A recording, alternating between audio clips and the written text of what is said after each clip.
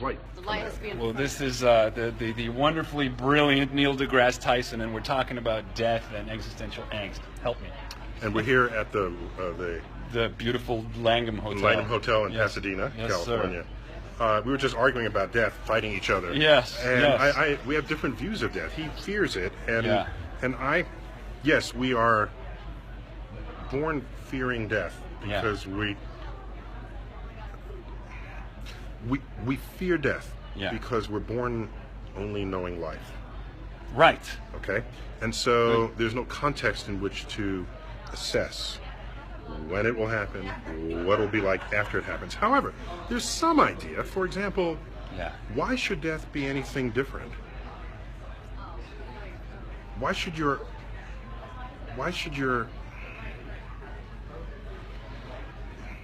Well, why should the absence of life after death be anything different than the absence of life before you're born? Well, I agree with that. I don't Okay. necessarily think that death is something that hurts, but I think that as creatures of mind and meaning that we are, 'cause I'm not a Buddhist, I have deep attachments to art and to love and to the people around me and to the spaces in which we dwell. And the idea that, you're a breathing piece of defecating meat destined to die and ultimately no more significant than a lizard or a potato is not especially uplifting. These are the words of Ernest Becker in his book, The Denial of Death. Okay, so what wait, do we do? that's it. Okay. How does science help us deal with the angst of being temporary beings who nonetheless can write poetry and love? So I would assert that the poetry Yeah. and the love and the art and the creativity are what give meaning to the life that we will know only once. And were we to live forever, what motivation would there ever be to write a poem? Fair enough. Fair enough. It's probably my angst that makes me want to make videos to begin with. I can tell you my knowledge that I will die Yeah. gives focus Wow. and meaning to Wow. every day that I am alive. But whatever happened to do not go gently into do not go quietly to that good night, rage against the dying of the light? I mean, don't you think that eventually we need to The way a Manhattan Project against against the mortality? way to rage against the dying light Yeah.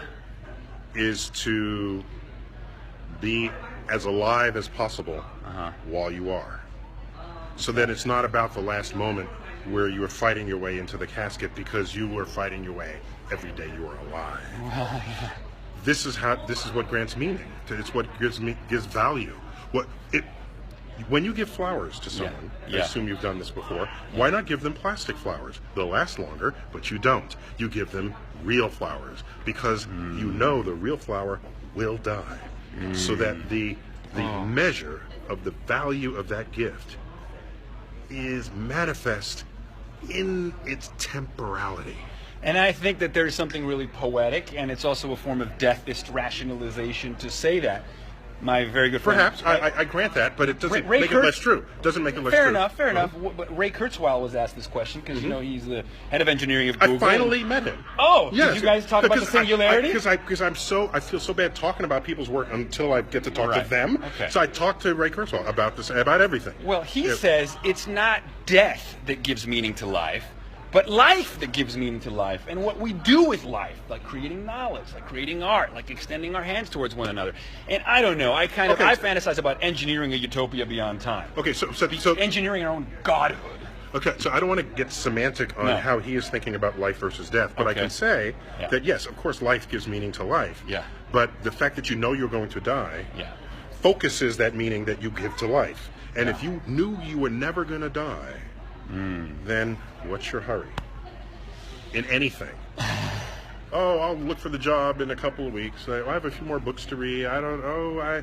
By the way, I if hear you, you. if you knew you would live forever, you might never cross the street because Yeah, because you'd be so afraid of injury. you'll be so afraid of dying Yeah. prematurely when you could have lived another billion years. That would change the dynamics of Cool, man. of how we make decisions.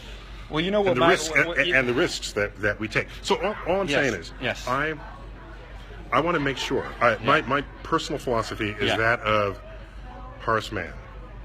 Horace Mann. Horace Mann. Horace Mann. Horace Mann. He was an educator Beautiful. from a century ago. Okay. And there's a quote Yeah. attributed to him Yeah. where he says, And I want this on my I want this on my tombstone. Ready? Be afraid to die until you have scored some victory for humanity. That's beautiful. Be afraid to die until you have scored some victory for humanity. For humanity.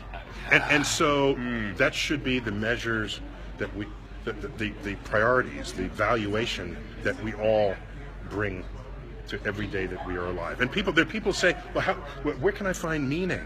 As though meaning is under some rock or some, in a pocket somewhere. No. Meaning, you create meaning. Yeah, you create it with beauty and symmetry and patterns and art. And I agree, but symmetry. I just don't know. Are you a symmetry file? I like. You like symmetry? I like you said you said symmetry. Yeah, elegance. I like beautiful, elegant things. Do you know the most beautiful things? Yeah. This could be debated, but or a slight imperfection, No, but slightly asymmetric. And you say, I don't disagree with that. Odd. Why is that? That's odd. Those are beautiful. Yeah, that's true. Yeah. The little chipped tooth. The little makes her that much more charming. Dude. You know what I love about you, man? What's that? We gotta talk. We gotta hang out more. I know. We gotta hang out. Thanks for coming on Star Talk. Oh, thanks. Yeah, no, you guys got to check out that episode. It's airing on Nat Geo right now. Yeah. So it's you can catch it online actually. Yeah. So listen. There was a quote from there, and it happened fast, and I missed it. Yeah. You said that you or your followers or people, the whole demographic is, what was it? You are drunk on curiosity. There's what's the drunk word? on awe. Drunk on awe. Yeah. So I love that. But because there's been all this science about awe. There's like I think Stanford University or something. I like it. Awe is an experience of such perceptual enhancement, such perceptual expansion, that you have to reconfigure your mental maps of the world to assimilate these. Just otherwise, it can't even fit inside you. New maps for new realities. A new dimensional space. Like the Hubble Space Telescope deep field photographs. And what they found is that these experiences of awe, these sort of earth-shattering, psychedelic, orbital position, overview effect-inducing experiences. Yes, the cosmic perspective. Right. Leave you with residual, lasting feelings of increased well-being, compassion, and creativity. In other words, you blow your own mind, you experience, the ineffable, and then afterwards you're a kinder human being. So thank you for helping spread awe into the world, bro. Drunk with awe. Drunk with awe. With Jason and Neil. All right. Cheers.